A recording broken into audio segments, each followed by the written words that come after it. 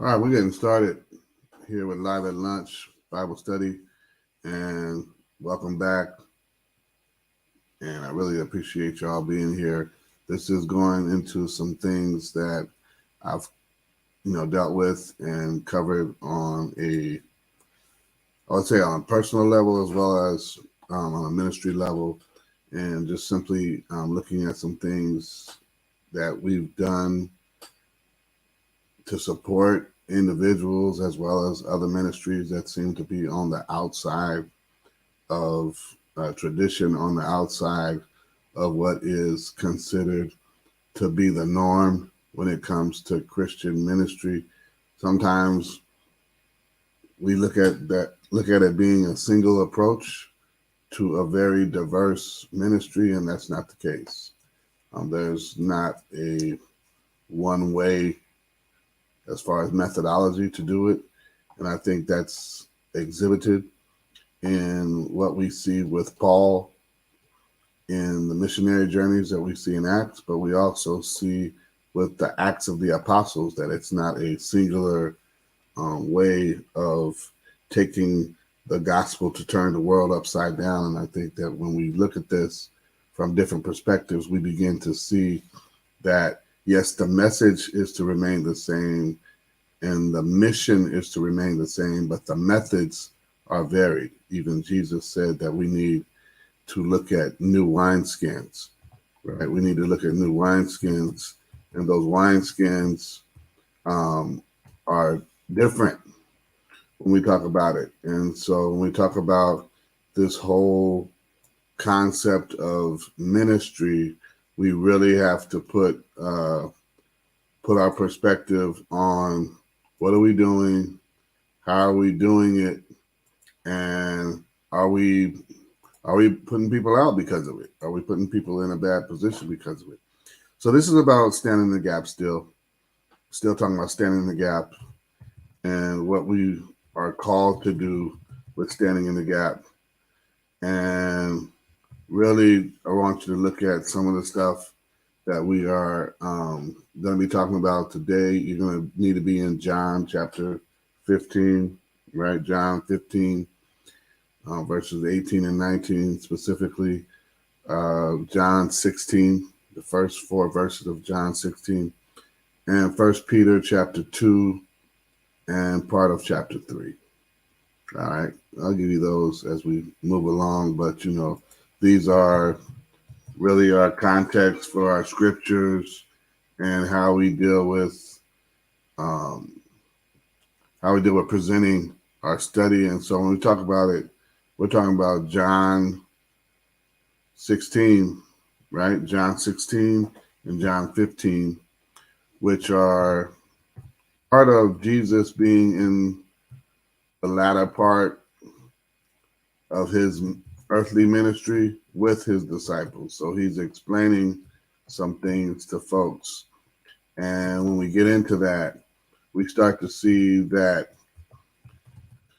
part of what Jesus is talking about is some valid stuff that people just ain't ready to hear sometimes. And when we get into it, he explains in chapter 16 why he's sharing it now as he's on his way to depart from them, as opposed to sharing it early in the ministry. And so, just so you know, that's the roundabout big picture of what we're looking at today. All right. So hopefully you can get into this, get with us, and what we're talking about as we get into more detail of what the Lord said. And in particular, I'm using a couple of different uh, Bible versions. NIV, I believe the NLT is in there as well as the New King James Version. And so let's take a look at this as we move forward. This is what we're talking about here. If the world hates you, keep in mind that it hated me first. If you belong to the world, it would love you as its own. As it is, you do not belong to the world, but I have chosen you out of the world. That is why the world hates you. So I've chosen you out of the world, and here's here's one reason why they hate you: that you came from the world, and now here you are in this position of following me. Go back to the first part in verse 18. Remember, they hated me first. And so when the association with Jesus goes back to, if you're catching it because of your association with me.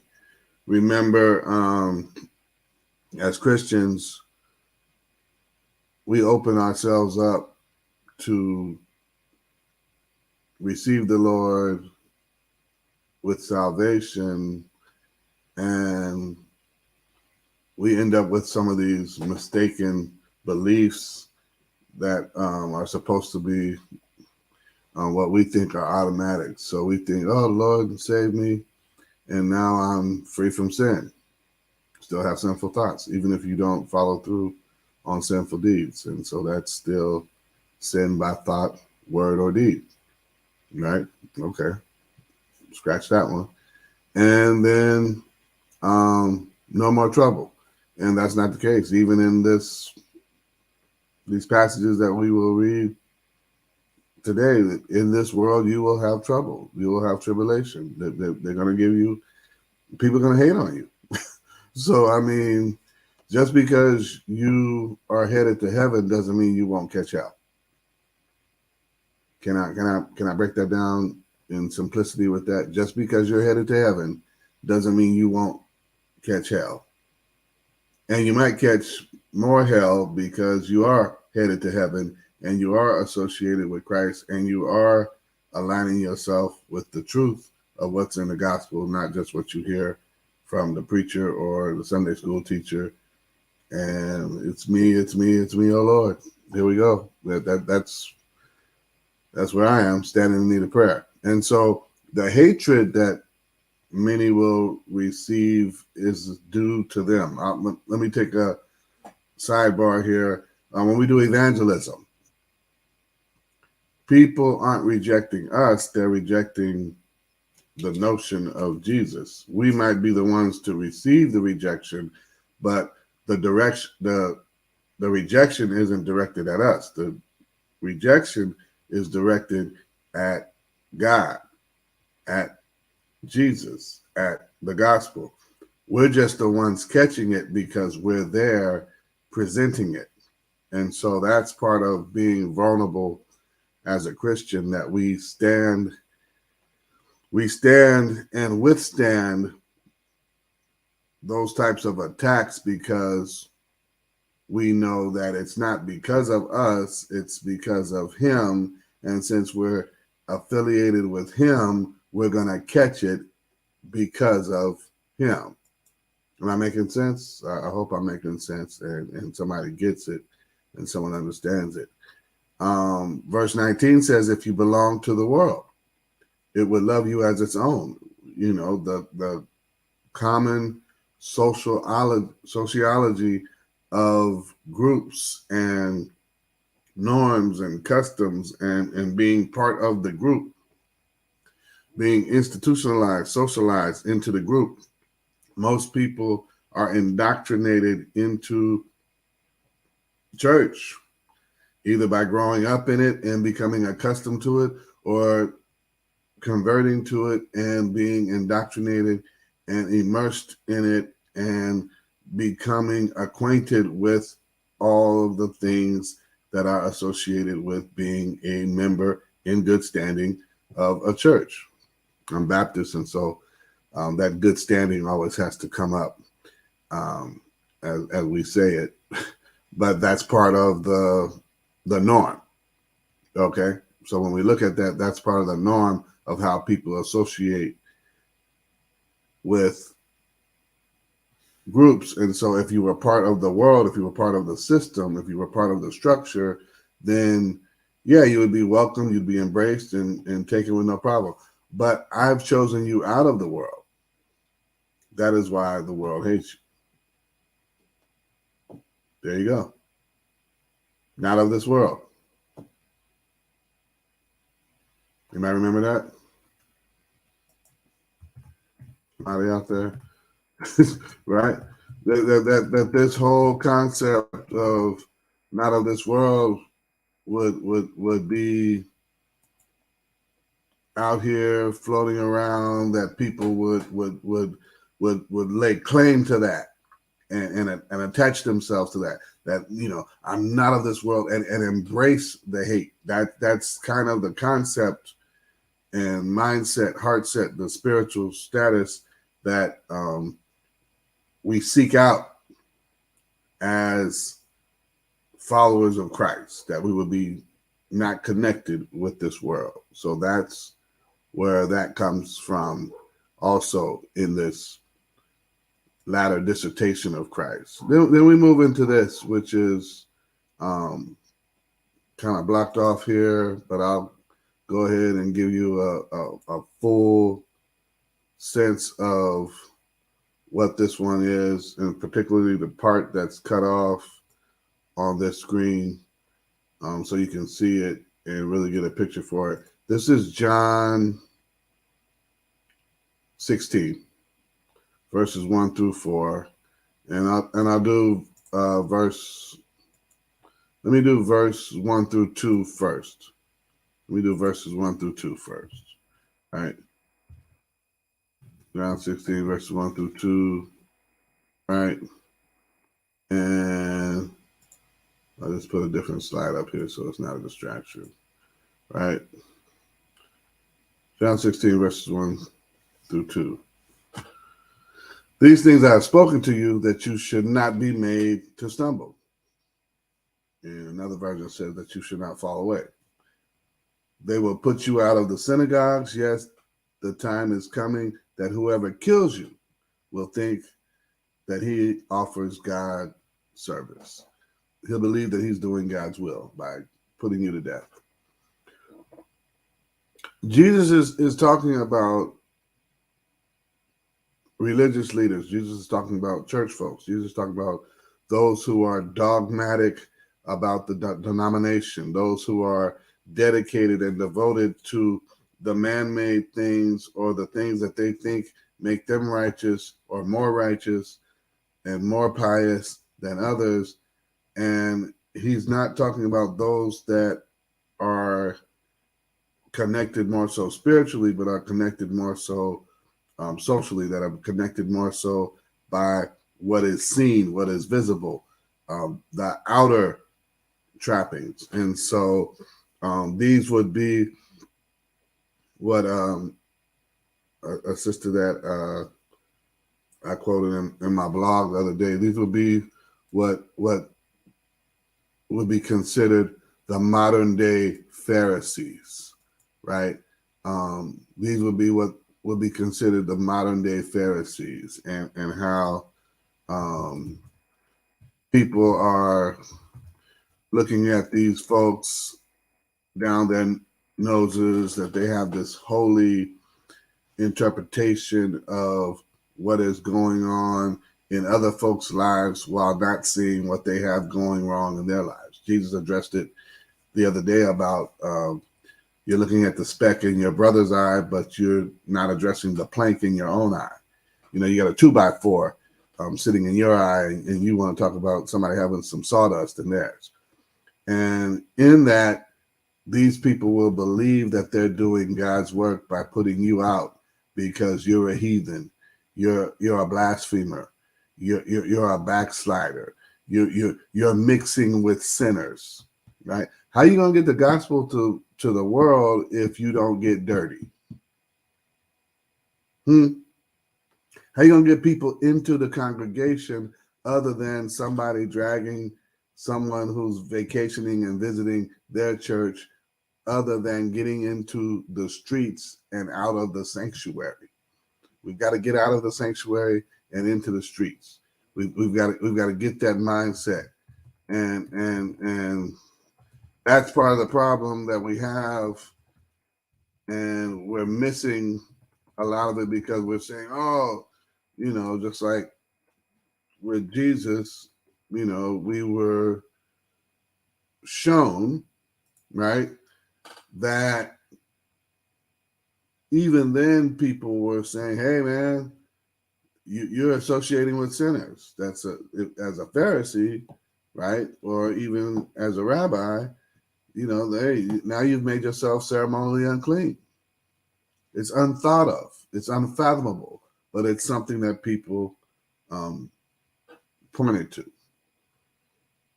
Gotta get out of the sanctuary and get into this, get into the streets.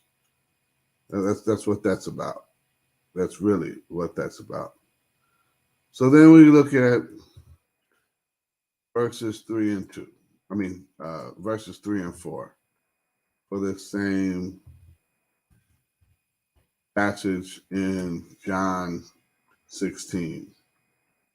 John 16, verses 3 and 4. And it says, "And these things they will do to you because they have not known the Father nor me." They don't know God. They have no relationship with God. Can people be in church and not know God? Check out the Left Behind series by Tim LaHaye. You'll see some folks who appeared holy who were left because in their hearts, in their souls, they had doubt. They didn't believe. They had true confession. They hadn't converted. And so that's what that's about. "But these things I have told you, that when the time comes, you may remember that I told you of them." Right?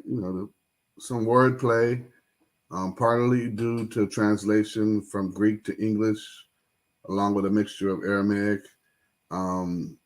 But it still has the context of that wordplay of, I'm telling you now so that you'll remember when it comes up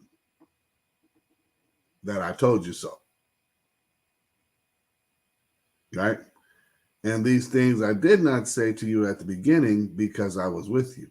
I didn't share them with you because, these past 3 years, you've been walking along with me.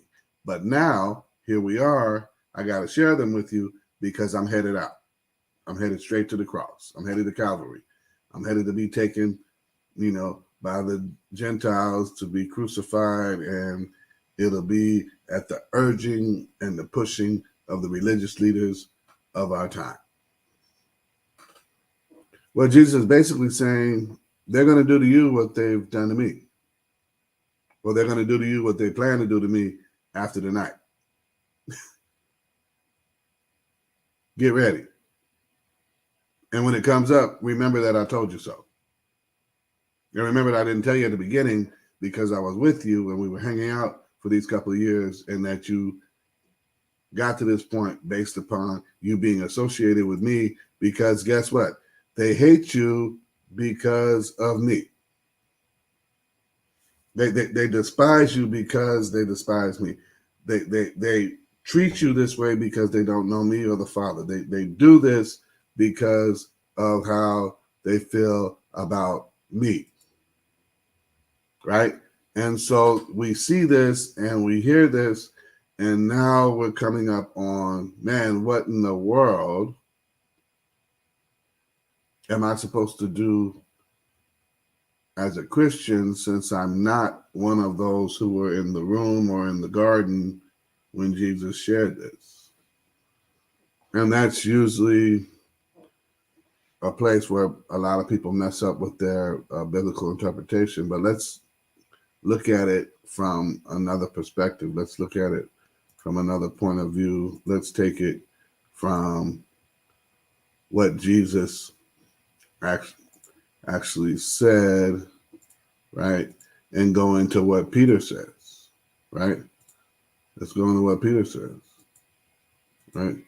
Peter says it like this. Hey, y'all. It's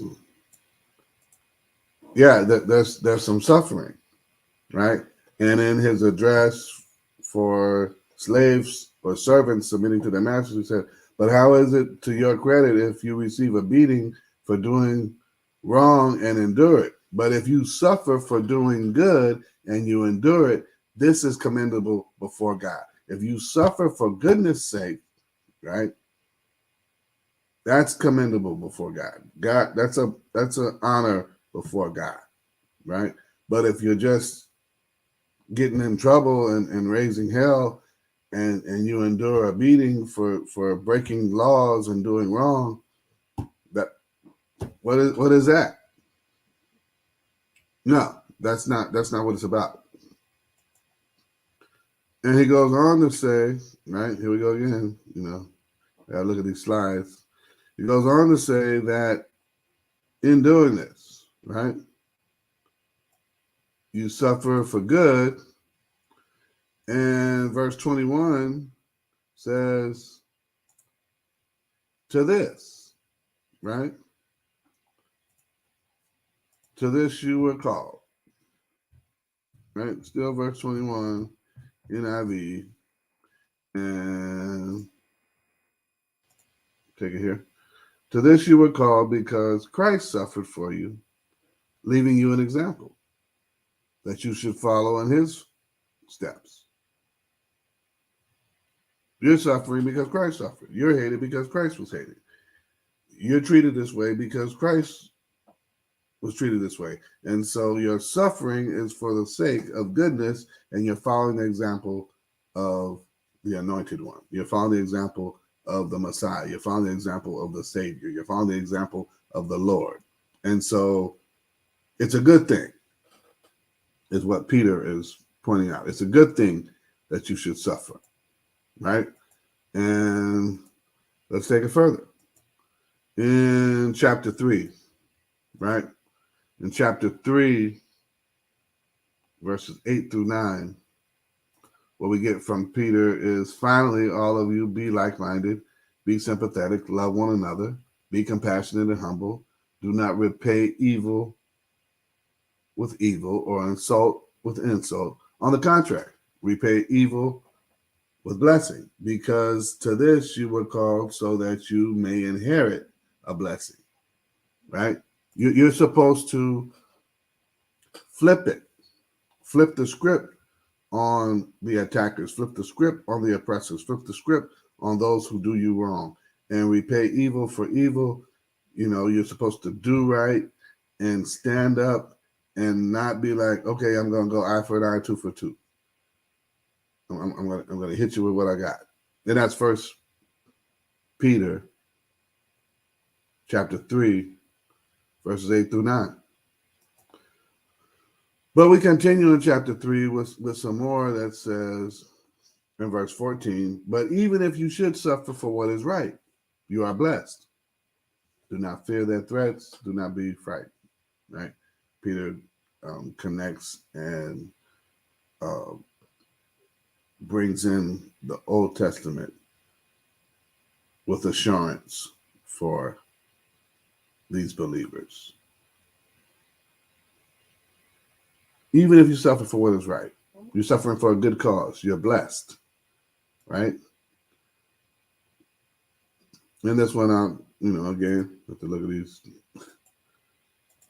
these verses and how they're taken in. This one contains 3 verses. First Peter chapter 3, verses 15 through 17. We can see 15 on here. It says, but in your hearts, revere Christ as Lord. And we could stay there for a while. Revere Christ as Lord. That would keep us going for a minute, right? Always be prepared to give an answer to someone who asks you to give the reason for the hope that you have. That's where we get the basis of being apologetics as Christians. That's where we get the basis for that. And so in doing that, that's what we have for our faith. Here we go. Let's continue. But do this with gentleness and respect, keeping a clear conscience, so that those who speak maliciously against you, against your good behavior in Christ, may be ashamed of their slander. For it is better, if it is God's will, to suffer for doing good than for doing evil. You're hated for a good cause. You're hated for a good reason. You're hated for being associated with the Lord. Even among God's people, it can be that way. And I think we have to understand that what Peter is addressing is persecution, and part of the problem with persecution is that when we're within the crowd and we're part of that mob mentality that we call the church family, we can believe that everyone's on the same page and is about the same mission. But we can find out that part of the problem is within the church and not just what the world is going through or what the world presents. It's not just us versus them, but we're engaged in spiritual warfare. And so part of the slander doesn't come from the world, like, oh, look at them church folks and look at them Christians. A part of the slander comes from within the house of God. I dare you to look at the ratings of the podcasts revealing things at Mars Hill and see how many of those viewing what happened in that ministry were Christians, whether they're looking at it from a deconstruction perspective or not. How many Christians are looking at Hillsong and it falling apart, that ministry dying off, and saying, see, look what God did there, right? How many people are looking at the mega church spotlight and seeing what's occurring with many churches and ministries and are not grieved by it, but are gloating about it and saying, see, God's blessing us. You know, it's like the Spirit saw the blood on the blood of the Lamb on the doorpost, and it bypassed and passed over us and went on to them. See, we don't have those kind of problems. Go roll the tape back to when folks were pointing fingers at the Catholic Church and errors that the Catholic Church was making with young men and young women and the disabled and indigenous people and abuses and atrocities and how folks were pointing fingers and talking bad about them, and then look into the Southern Baptist Convention. Then look into some of our own local churches. Pastors are people. People have issues. Preachers are people. People have issues. Sunday school teachers are people. People have issues. Heck, oh man, come on now. We're talking about some of the people that have been the greediest and most egregious and even some of the most racist have been Sunday school teachers. When we look at some of the people throughout history, right? Go look up American Richfield and the man who ran that company. Go look at that oil company, Standard Oil, and the man who started that. He was a Sunday school teacher. He was a devout Christian. And so it being in church doesn't make us immune to this. And so we can be hated for a good cause, and it's biblical.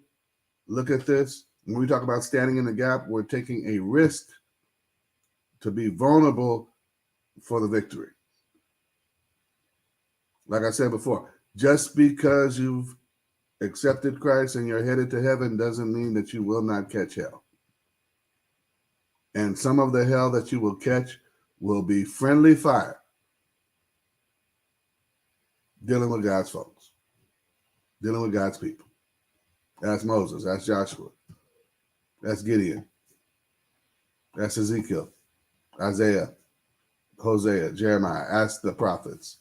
They will tell you what Jesus is saying is true. Hey, y'all. This has been good. I appreciate you being here. We'll be back next week at 9 a.m. Peace and God bless.